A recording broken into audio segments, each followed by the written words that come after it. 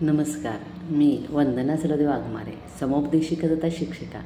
शुभम भवतु, सुप्रभात. आजचा विचार आहे, विज्ञानानं आपल्याला आपल्या आयुष्यातल्या बऱ्याचशा चुका सुधारण्याची संधी दिलेली किंवा तशी योजना करून ठेवलेली आहे. जसं की समजा आता आपण व्हॉट्सअप वापरतो आहोत आणि एखादा मेसेज चुकून गेलेला आहे आणि आपल्याला तो लोकांना बघू द्यायचा नाही, तर आपण डिलीट एव्हरीवन करू शकतो. किंवा समजा आपल्याला आपण कॉम्प्युटरवरती आहोत आणि आपण टायपिंग करत आहोत आणि एखादा शब्द चुकला आहे, तर तो पुन्हा आपल्याला बदलता येतो बॅक स्पेस करून. हे झालं त्याचं. आणि दुसरी महत्त्वाची गोष्ट, समजा आपण पेनाने लिहित आहोत आणि लिहित असताना एखादा महत्त्वाचा कागद आहे आणि तो लिहितो आहे आणि त्याच्यावरही आपलं थोडंसं चुकलं आहे, तर आपण व्हाईटनर लावू शकतो. किंवा पेन्सिलनं लिहित आहोत तर ते पेन्सिलनं खोडरबरचा वापर करून आपण त्या चुका आपल्या मिटवू शकतो. विज्ञानाने इतकी प्रगती केलेली आहे.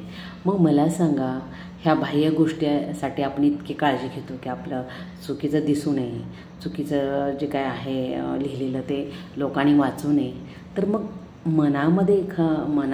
मनाच्या बाबतीत आपण इतकं दुर्लक्ष का करतो की बऱ्याचशा गोष्टी चुकीच्या आतमध्ये आपण आपल्या मनाला जे आहे आपल्या मनामध्ये साठवून ठेवलेले आहेत, त्या का बरं आपण खोडून टाकत नाही? खोडरबर एक चांगलं आपल्याकडं का नाही? पण इतक्याही चुका असू नये की खोडरबर संपून जाईल. ही गोष्ट महत्त्वाची आहे. आपलं शरीरसुद्धा बघा, नको असलेली गोष्ट टाकू पदार्थ टाकून देतं, ते ठेवत नाही घाण आपल्या शरीरामध्ये. मग आपण का मनामध्ये इतकी घाण साठवून ठेवायची? त्यामुळे आपल्याला ताण येईल, आपलं जीवनच एक अस्वस्थ होईल किंवा आपल्या आयुष्यामध्ये एक नकारात्मकता येईल. तर असं नाही. जसं हे छोटे छोटे उदाहरणं आहेत, पण आपल्याला खूप प्रेरणा देणारे आहेत, जी आत्ता मी सांगितली. आणि आपल्या संपूर्ण शरीराचा जरी विचार केला तरीसुद्धा प्रत्येक अवयव आपल्याला नको असलेला भाग तो बाहेर फेकून देतो.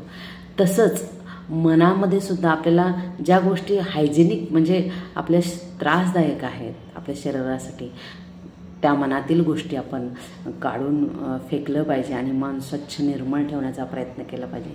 जसं आपण मंदिरामध्ये बसल्यानंतर वातावरण किती प्रसन्न असतं आणि आपलं मन प्रसन्न होतं, अगदी तसंच आपल्या मनामध्ये एनी टाईम कधीही कुठल्याही क्षणी एकदम प्रसन्न भाव, आनंद दरवळला पाहिजे जीवनामध्ये.